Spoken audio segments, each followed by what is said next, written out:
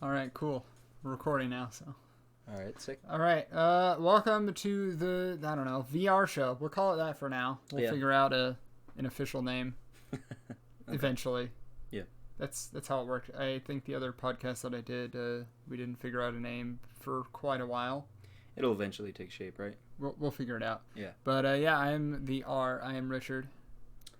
And I am Vince.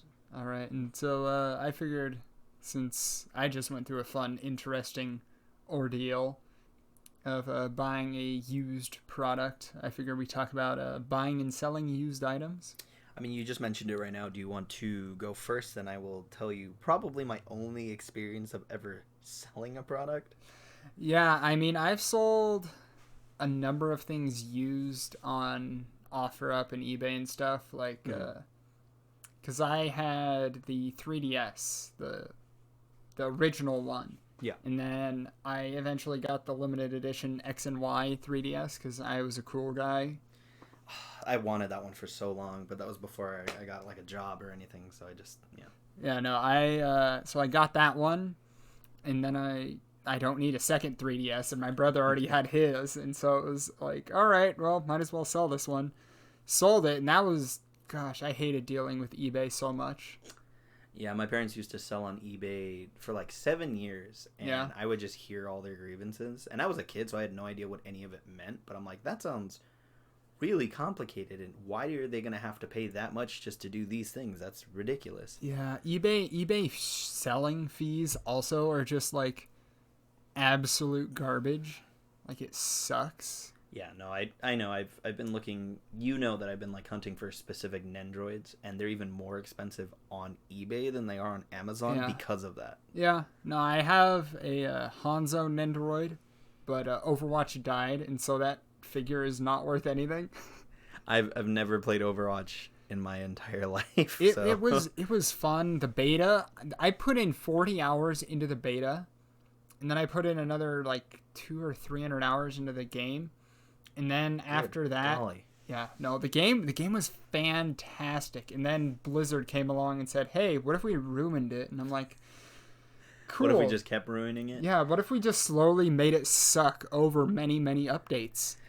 My closest cousin used to play it all the time, and he would always talk about the backstory for each character. Like, he loved Hanzo's. So I just sat there listening to everything because I genuinely enjoyed it. But I'm like, I'm not playing the game. Was like... I mean, the lore is so separate from the game, which is nice. But, like, the gameplay was so much fun. And then Blizzard said, hey, we're going to add these characters, and it's going to make it less fun. And then we're going to just say, no, you have to do whatever the competitive scene is doing, even if you're doing quick play. You're like, but I don't want to do what competitive is. And, so it was garbage. But, over Blizzard as a whole, I've just, like, lost faith in. I feel like that's happened with a lot of the video game companies that we grew up with. I don't even think it's that they've changed. It's just we kind of see them for what they really are now. I mean, I'd say Blizzard changed. That's because fair. Blizzard started out as like a few guys in a basement making games. Then they added a team and actually made fun games. And then Activision got involved. As they tend to do things. Activision, when they partnered up, like, they were separate for a while, and then you just felt all of a sudden Activision's influence, and you're like, oh no. Yeah. I mean, BlizzCon, like, I was super hyped to go to it, and then I realized, oh, why do I want to go anymore? Like, I don't care about their games. Like, by the time I was finally like, all right, I'm going to buck down, I'm going to pay the stupid amount of money to go to it, I'm like, but I don't care about their games anymore. And then the latest BlizzCon that I saw, I watched it and I'm like, do you guys not have phones? Oh, that was okay. I was gonna say, was it that one? Yeah. I've never played Blizzard games, but I heard about that and that was memed to hell and back. So, dude, I was like so disappointed because everyone's like, all right, they're kind of setting it up for a new Diablo reveal, and then. Yeah. And then that happened, and then you're like, oh, it's a mobile game. that's what you were setting us up for with Diablo news. Just. And then they revealed Diablo 4, and it looks fine now. But I just like with the state of Blizzard, I don't trust it. Like I was so into Hearthstone, like card games are a problem for me. I can't get into any more because of how much money I pour into it. Yeah, we've talked about that before. Like that's why you don't get into Magic, right? Yeah, no, I can't touch Magic with a 10-foot pole because Yu-Gi-Oh, at least with Yu-Gi-Oh, you can use the old cards. Like it's not seasonal. I forget what the term is, but it's like you have to use the most recent series going back only a little bit, if anything. It's how Pokemon works as well. And That's so, weird. Huh? That's weird. Yeah, and I mean, it makes sense because you can keep the competitive scene fresh and all of that stuff. And eventually Hearthstone implemented something like that, but you could also play with all of the old cards. But with Yu-Gi-Oh, it was, you could play with all your old cards and for competitive, and they just had a ban list or a limited list and stuff like that. Okay, so just going on a tangent here because you did mention Yu-Gi-Oh. I remember watching the anime hoping to learn how to play the game. Oh. That is the single worst way you could learn to play. I watched probably about three seasons, and I still have no idea how to play this game. Yeah, no. There's a reason why in Yu-Gi-Oh! Abridged, Seto Kaiba's famous catchphrase is "Screw the rules, I have money." It is purely because of the fact that the rules just didn't matter in the anime. Yeah, Yugi cheated a lot. Actually, now I think how is he the protagonist if he cheated I don't know. That much? They just wanted to make a fun TV show that was there to sell the card game kind of deal. I remember. Okay, well, actually, so I have to tell you something. So I did used to collect the cards, and I got gypped. Okay, I got gypped by one of my friends. In I think first grade. Yeah. I think that's when it was big. So I had Blue Eyes White Dragon. I think I had 3 of them. Yeah. The holographic ones. I think they were the first edition when they first came over here to America. Yeah. And my friend had a card, and he was like guaranteeing me that it could do this effect. Oh yeah. But I was like still a stupid kid. Yeah. So I read it, but I didn't understand the difference between an effect and a description. Yeah, because Blue Eyes doesn't have an effect. Yeah, no, but it wasn't the Blue Eyes. It was a card that he had, and he was like, "Look, this is what it says." Like, and the description said that it could devour any monster, and I thought that was the effect, not the description. So I traded him. Then he moved schools like the week after, so I never got my. Oh gosh. Eric, you terrible individual! You knew what you were doing. I got gypped. Yeah, no, dude. See, what I did in elementary school is because I was still super into. I was into all of those, like, hey, we have a product and an anime that goes with it. Yeah. That's, Pokemon, Yu-Gi-Oh!, Beyblade, Bakugan, all of that. All of that, that was my jam. Mm-hmm. And so I had a bunch of Bakugan, and my buddy had an old dual disc. And he's like, hey, I'll trade you this dual disc for that rare Bakugan you got. And I'm like, yeah, dude, because it was a stupid Bakugan that you could buy at the store if you really looked for it. Yeah. But I'm like, dude, that dual disc, they don't sell those anymore.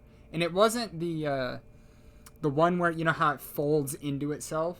It was I forgot what it was called. Is it the one where it's like 2 different parts and then it just like snap forward? Yeah. It wasn't that one. Okay. It was the other one, the blue one that like spread out. Was it like that first one? I don't remember. I don't remember if it's the first or second one. I used to have that one that was like 2 different pieces and it just goes like snaps in. Yeah, no. It was one of the coolest things. All my friends had that one and I'm like, oh, that one's cool. But the one that I got, I'm like, ooh. This one's rad. It sucked because you couldn't use card sleeves with it. Yeah. Which is like, I get that they want to design it for the most people, and most people aren't going to be using card sleeves, but it was like... At least have that option of some sort. Yeah, it would have been nice. But yeah, no, so I traded him this dumb Bakugan, and I got a freaking dual disc out of it, I still have the dual disc. It is pretty rad. That's cool. It's still in great condition.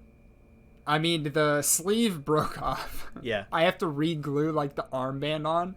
Because, like, I was messing around with it or something, and I snapped it off, and I'm like, well, now I can't wear it. I'm still sad about losing my Blue Eyes. I like dragons.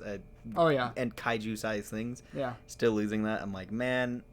I mean, I have my 3 Blue Eyes and Blue Eyes Ultimate Dragon. Didn't they have like the Blue Eyes Rider too that you could fuse them with, where it's like a 3-headed? Yeah, that was Blue Eyes Ultimate. Yeah, that's right. No, I was so into Yu-Gi-Oh, man, but like Fusion's got ridiculous. I could not get after Yu-Gi-Oh. I put in probably $1,000 or more. It was bad how much I got into card games, and so after Yu-Gi-Oh, I was like, I can't ever touch another card game, and then I went and poured like $200 into Hearthstone. Oof.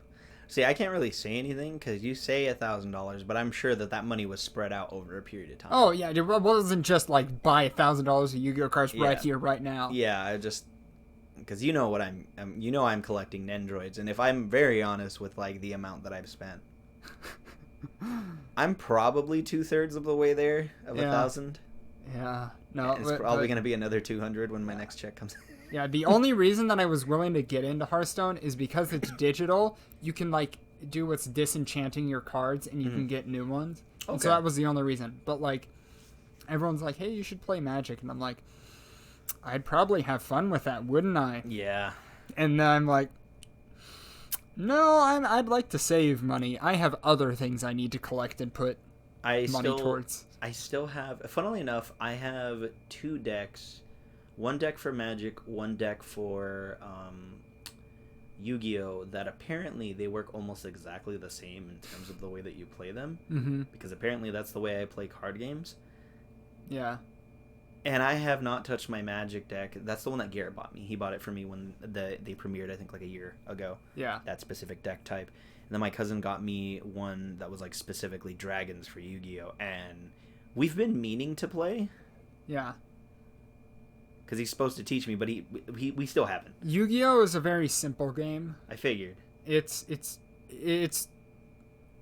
amazing how bad the anime got it because of how simple the game actually is. Like, as the only way you could get it more wrong is, you know that meme of the dude who has Pot of Greed in VR chat? Yeah. He's like, I summoned Pot of Greed. That's like the only way you could get it any more wrong. Which is funny when you think about it, because that was what the show became when they started going up and all of the virtual monsters started coming out. No, it was a bunch of nonsense. Like, especially when they went into 5Ds is when I really got into Yu-Gi-Oh! Like, really got into it. Is that the one with motorcycles, or which one? Yes, that is the one with motorcycles. The motorcycles... Yeah, card games on motorcycles. What a concept that is. So it just became Fast and the Furious with cards? Yeah, no, but with Yu-Gi-Oh! On 5Ds, after that there was no hope, because there was no way to incorporate the motorcycle gameplay into like actual Yu-Gi-Oh! But they still wanted to do it for the show, and somehow they made rules about it, like going faster or slower, and it was a race or something. And apparently there was a video game that was based on it that actually was really, really solid, but that incorporated the racing aspect. That's cool. But yeah, no, there was zero way of incorporating it into the actual card game. I have a feeling that if you attempted to do that in real life, you'd probably get arrested. I mean, it incorporates street racing, which is already illegal. Oh, yeah. And then, I mean, not to say that Yu-Gi-Oh! Was illegal, but that's distracted driving. Well, I mean, to be fair, I think that if you reached out to the directors of Fast and the Furious, because I'm sure they're running out of options at this point. I think they're going to go to space. Yeah. That's probably a really good idea for them to reboot the series. Just, hey, card games on motorcycles for Fast and the Furious.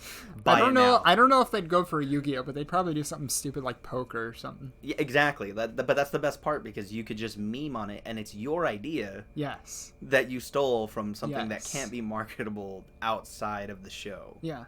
Which, it's a good way to make money, I think. I mean, there's probably a reason why we're not advertising executives working in the film industry. I'm sure you know my many ideas that we've talked about in this. We have talked about a lot of your ideas, and a lot of them are...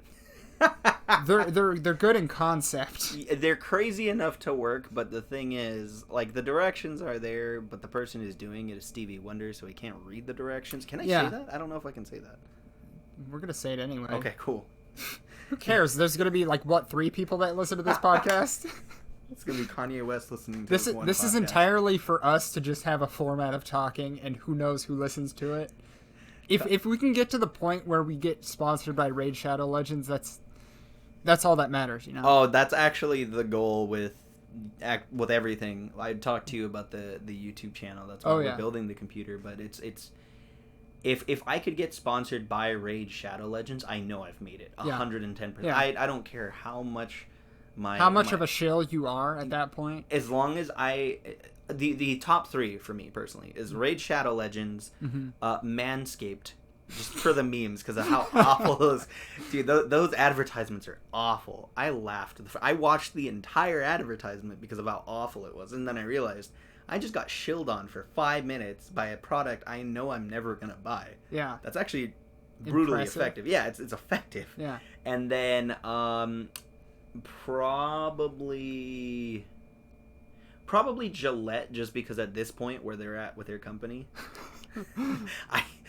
anybody could get sponsored by Gillette. I think, at this point. That's true. That's true. But you did mention building a computer, and we totally went off on tangents, which is how I intend for podcasting to go. Oh yeah, no, it's great. I don't even think we're ever gonna get back. No, I bought computer parts used for building my rig. Yeah.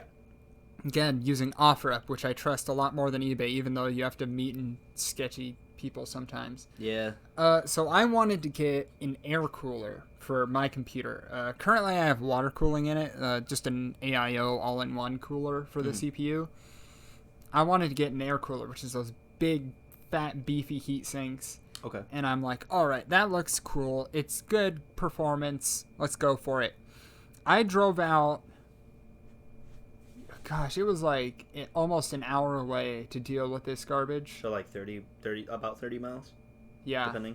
Yeah. And so I drive out to go and meet the guy to pick it up because I'm like, all right, whatever. I don't have to pay for shipping at least. And I'm saving a few bucks buying it from this guy. Says it's new. And I'm like, all right. Open the box when I get there. Check it out. I'm like, yeah, this is pretty good. This is pretty solid. Looks fine to me. Drive home, open it up, and I'm like, oh. There's no fan with this. I just got the heatsink. This man just totally ripped me off. He took the fan and he took the screwdriver. And it was a nice screwdriver too. And I'm thinking, what do I do now?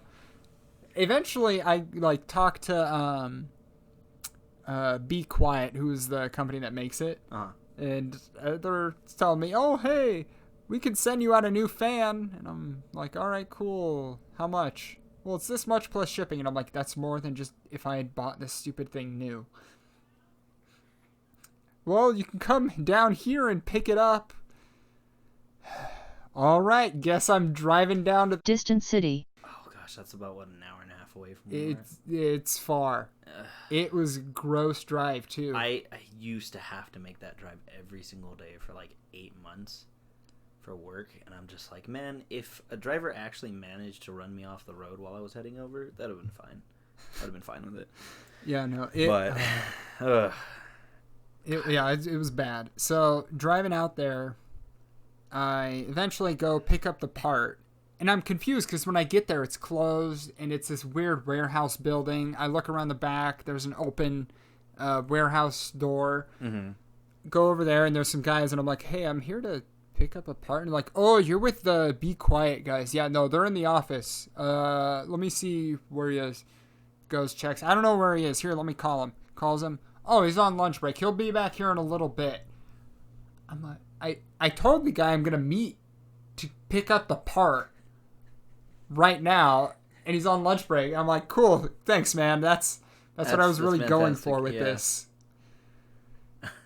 Then I found out. Best part is, I stick the heatsink in. It doesn't fit with the RAM slots that I have. My RAM was too tall, and it wouldn't fit with the heatsink. So I couldn't even use the product that I put all this garbage time and effort into. That's awful. I was so done. I'm like, oh, all right. So what'd you end up doing with it? I ended up selling it on OfferUp, and I'm like, I told the guy, hey, here, it doesn't come with the screwdriver, but it comes with the fan, because I went out and bought that. Yeah. Did you at least make some of your money back? Yeah, I think I ended up only losing out like $5 or $10 or something. Oh, that's actually not bad then. Yeah. I mean, all things considered. Things considered, it wasn't the worst result. Yeah, but the journey seemed really awful. Oh, yeah. And eventually, like I said, I went with the AIO water cooling for it, which was so much easier. It was the exact same price. I'm getting basically the same performance, and yeah. But that isn't the only thing that went wrong with trying to buy used. So I wanted a very specific case, which was $140, and I'm like, I don't want to spend that much money on a case. Somebody was selling it on OfferUp for $30. Okay. That seems pretty good. Yeah, it doesn't seem bad. My buddy who was helping me build it at the time, because he was super in touch with buying used parts, he got me hookups to get the CPU and the graphics card for a steal. Like the computer was about $1,000 less than it would have been otherwise without him. That's fantastic. Yeah. So I he goes to pick up the computer case. He says, yeah, let me see. I'll go down, pick it up. First of all, he says it was some kid who was selling it. But he's like, oh no, this isn't a good sign. So he hands him the cash. He was shocked at the fact that it was a kid, and so he didn't do like a thorough check over. It was missing so much, and it was dusty, and it was in this garbage condition, and he's like, all right, dude, I messed up on this one. I'm just going to eat the cost. You can keep the case if you want. It's basically useless. Eventually, I did end up selling it for like $5 or $10 just to get rid of it. Because you could technically buy all of the parts on the website from Corsair. It was just a hassle to deal with. And I'm like, I just want all the parts. I want warranty. I want this, that, and the other.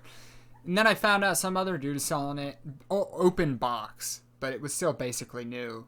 It came with everything new. It was just labeled as open box, and it was $60, which is still a lot less than the 140 or whatever. Yeah. I'm like, cool. Why didn't we do that the first time? Yeah, no, I totally get that. Yeah. Okay, so you know that probably about half of my amiibos that I've bought were bought used, and I think I only used OfferUp. Yeah. I have to tell you. So Brian, our good friend Brian, yes, actually went with me one time on a Friday night to go pick up an amiibo. It was a Jigglypuff amiibo. I remember the one that I still have not trained at all yet. I need to.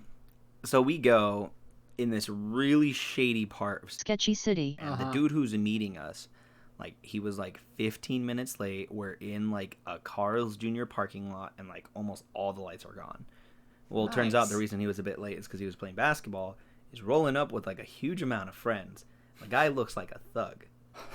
Right? Like he had tattoos and everything. I'm thinking you're not expecting this man to sell you a Jigglypuff. I'm just thinking, like, I'm gonna frickin' get stabbed for $15. Like, that's all I have on me right now. And then he just comes up. He's like, yeah, here you go. Gives me the Jigglypuff. He was really excited. He was just like, I'm really glad she's going to a good home. And I'm like, what is going on? Like, I was so confused. So he gives it to me, and he's like, by the way, do you, like, I have another amiibo. I think it was another amiibo that I ended up buying. I forgot which one I bought with her, but he's like, I have another one. I don't really like it. I'll give it to you for $5. And I was like, sick. This is one that's compatible with Super Smash Bros. Ultimate. I'll buy it.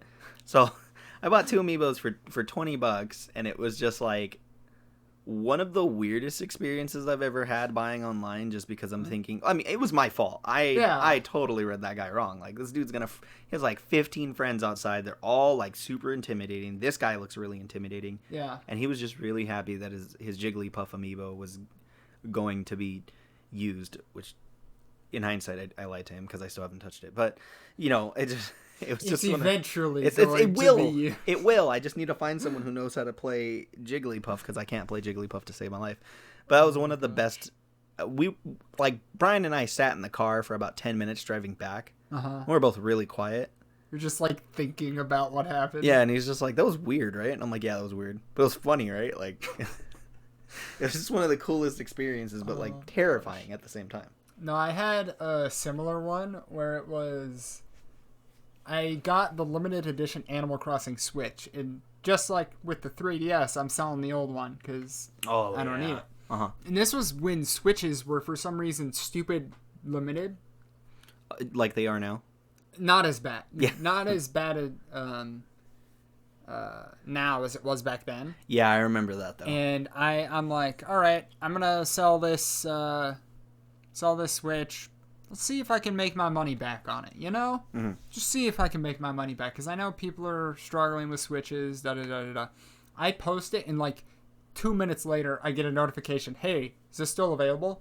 Another minute passes. Hey, and I got flooded with like 40 comments in like in an hour span. Yeah, I'm sure I could do the same with mine, honestly. And the thing is, I had the Switches when they first launched, and those are the ones that have they can't patch it. It has the hardware level flaw, so that you can crack them to do Homebrewing and all that. And I'm like, all right, I just posted it, and people are already saying, hey, I'll spend $325. I'm like, okay, all right, 300. It keeps going up, and eventually I think I hit 380 or 400 or something. And the dude's like, hey, can you check your serial number on it? And I'm like, oh, this dude knows what I have.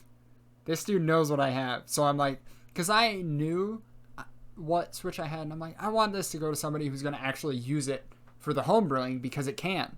Yeah, and this dude was like, hey, can you check the serial number? I'm like, oh, if you want it for the homebrewing, you can. Here's the serial number anyway. It's like, cool. All right, yeah, that's it. And I drive out to go deliver it to the guy. He's like, hey, can you go to my place? And I'm like, sure. If you're paying this much money for a Switch that's used, 100% down. Drive out there, and I start going into it, and it looks like a gangland. And I'm like, all right, cool. And just like with you, dude wasn't super cholo, but he had cholo vibes, especially with everything else that was around us. I'm like, he comes out, he's like, hey man, are you selling the Switch? And I'm like, yeah man. He's like, all right, cool, dude. Gives me the money. He's like, all right, sweet. I'm like, yeah, dude. Tell him all about it. Like, he just grabs it, gives me the money, walks back in. I'm like, all right, cool. He probably already had the homebrew up and running. He just I'm sure. But I'm just imagining, like, I don't imagine many cholos homebrewing their Switches. I don't imagine many cholos using a Switch. Okay, you know? so this is you have to think about this because obviously I'm Hispanic, and growing up Hispanic, we bought a lot of our movies pirated. Oh, yeah. That's where a lot of them got it from. That's you transfer from pirating movies into homebrewing. You're just graduating. That makes sense. Okay, I didn't make the connection because I know gosh, what's not a garage sale? The swap meet. Yeah, every swap meet you got like you have one dude. But that's the thing. Those are the guys that make the most amount of money. Yeah, it's ridiculous. Like you think this dude is gonna. I mean, on one, he's probably gonna stab you for the Switch, and then on top of that, he's also smart enough to homebrew. Yeah, that's a dangerous dude. Yeah, like, he can do both. But yeah. it's incredible just because like I said, we kind of tend to typecast people sometimes, and those are the people that prove us wrong. Yeah, more often than not. Yeah, I have met some dudes who did not give off those vibes, and then very quickly gave off those vibes. I'm like, I did not expect you to be a gangbanger, but all right, cool. And then, the reverse either way, but yeah. Okay, I remember. I bought a Ganondorf amiibo and like 3 other ones from this one dude, but he wanted to meet in like probably one of the most ghetto places in Sketchy City. And I'm thinking like this dude's gonna be like a Hispanic. He was one of the whitest guys I've ever met. Like the dude was balding, he had glasses, he had that like really high pitched like excited speak. Yeah. That like he was talking about his computer and everything else, and I'm just like, we're in the parking lot of a 7-Eleven, and there's just, like, homeless people eyeing us while we're just there. And I'm like, okay, like, cool, thank you. He's like, oh, I got a bunch more at home. Like, just hit me up later. And I'm like, okay, I definitely will. Like, are we done? And he kept talking, and, like, more people kept looking at us. And I'm just like, please. Like, just pleading with him with my eyes, like, please, just let me go home. Just let this deal go through. Like, bro, it's like, done. It's done. Like, I have the money in my hand. Let me just give it to you. I'll give you $5 more if this stops. And it's not because I didn't want to talk to him, but it's just, again, it was the scene was getting. Yeah, it was getting a little bit weirder. Like one dude went in the store, went out, started walking away, then noticed us, and then just started chilling on the corner watching us. And I'm like, yeah, I don't feel safe now, please. Like, but still, I mean, I got a Ganondorf amiibo for like $20 when like on Amazon they were like $40-$50, so Jeez. pretty good. Yeah, pretty not good too stuff. shabby. I did mention at the beginning I was gonna tell you about the one time that I sold something on a website. Yes. So the only website, actually no, I've done it probably 3 times actually. Mm-hmm. But the only time I ever posted on any sort of website for something that I sold was eBay. Uh-huh. And it was this like 8 or 9 VHS tapes of Godzilla. You know that's one of my favorite series of all times. Yeah. I have the jacket and everything, but I also had like a Godzilla plush with it. Uh-huh. And I was selling these things so I could save up to buy Battlefield Bad Company. Okay. I sold it, bought the game, loved the online. I was really good at it for some reason. But then like a month later, and I was just like, man, I really miss my Godzilla VHS tapes. And then I was like looking for something one day, and I'm like, oh, where is my Godzilla stuffed toy? Oh yeah, that's right. I sold it. I had like, I guess seller's remorse in that regard, but I was like really bummed about it way later. Like, like you know, you look in the mirror and you're just like, what did I do? Sold my soul for Battlefield Bad Company. True. I probably. I know that feeling. I think I have to buy them on Blu-ray. We'll just have to sit down. Oh gosh, can you imagine doing that for the Discord? I know how cheesy those movies are. They're fantastic. They're incredible. One of them. I mean, didn't the special edition Blu-ray collection come out like last year or something? I think so, and they also have Shin Godzilla, which I heard was absolutely incredible. It was considered one of the best movies in Japan, I think, last year. Yeah. But one of the greatest cinematic moments in history is when Jet Jaguar, the giant robot, grabs Megalon and just puts him in like this brace, and Godzilla walks about 4 miles back because he's a big boy. Yeah. And then proceeds to drop kick him from his tail, just sliding all the way across. Like, what other film genius could have thought of that specific moment? Yeah, you're right. But yeah, we do need to watch Godzilla though. 100%. I will watch.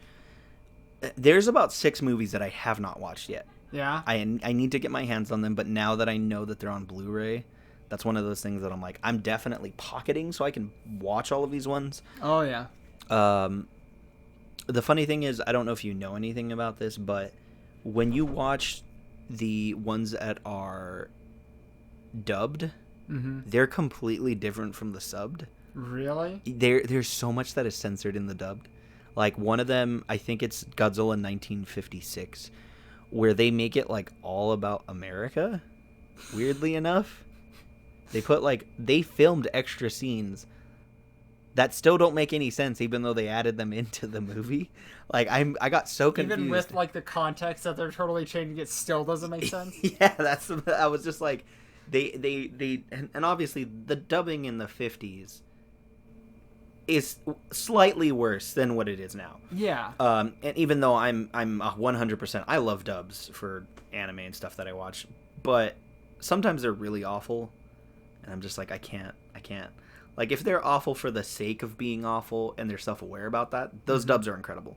But, like, for the ones that are completely serious, like, Godzilla is supposed to be serious, at least, like, the first 4 movies, I think. And then they get super campy. But it was just... I remember watching them again as an adult, and I'm like, how did I enjoy this as much as I did? Like, then again, I only watched this for the giant monster fights when I was a kid. Yeah. But watching it as an adult, I'm just like, I really just want to rip my ears out. Like, this is awful. I hate this. But I'm 100% down to watch that. Speaking of dubs, though. We are watching Cowboy Bebop. Yes. And we're probably, on the 6th episode? Somewhere around there, yeah. What do you think so far? I think it's pretty killer. I think it's so well animated, and Spike Spiegel is just such a charming character. I think Steve Blum makes him. Yes, 100%. That dude, he It's weird how much anime he dubs, but how consistently good those anime are. Yeah. I think there's a correlation between what he does and what the anime is. He knows what projects he's committing to. He's like, I'm only going to commit to this if it's quality kind of deal. Exactly. I think he only fully commits to something he knows he's going to enjoy. Yeah. And I think with that, that fight scene in the church, I've never seen like a really good animated gunfight. Yeah. And that was probably the first time where I'm like, that blew me away. I was like, this was made in the 90s? Like, what? Yeah. Like, My Hero Season 3 and 4 was awful compared to this. And I love the series, but good lord, that did not even stack up. And I'm pretty sure they poured more money into what is now compared to what was in the 90s. Which is, it really does hold up the test of time. Yeah. Does not give me hope for the future then, because it just kind of topped off there. Yeah. Yeah. Well, we'll probably have to report back on both Godzilla and finishing up Bebop whenever those happen. But 10 years from now, it's gonna be like a Dragon Ball Z arc. Oh gosh, we're just gonna be there for. We'll probably be skip 5 or 6. around doing side quests. That's what we're doing right now. We're gonna be like 5 episodes in, and then we're gonna mention it and be like, "Yeah, we watched another episode of Bebop." 1. That's about it. Oh gosh, yeah, we're gonna be doing Skyrim side quests this whole podcast. Actually, I think what would be good is, since you're the one who introduced the movies to us, we could definitely talk about the stylistic differences about movies that are very similar, like Drive and Baby Driver. Oh yeah, because that would be incredible. That would to me, it's weird that I still think about it even now, even though those are some fantastic films. We'll definitely be talking about more films and stuff as this goes on, but I don't know. We've been talking for about 36 minutes, so I think that's good. Yeah, I think we're good. That's a good show for me. I don't know. Well, again, we'll figure out whatever this shebang is going to be called. For now, VR show, because VR is catchy. It is. We could definitely do something cool. We'll go something VR probably. But anyway, thank you all for listening. All, I don't know, 1, 2, 3 of you, however many we get. Thank you, Kanye West, for eventually listening to this. Yeah, it's definitely Kanye West and Kim. Those are the only 2 listeners we get. Yeah, and that's going to be because Kanye is going to listen to it twice. Yeah. All right, everybody. Anyway, love you. Thank you. See you. Bye.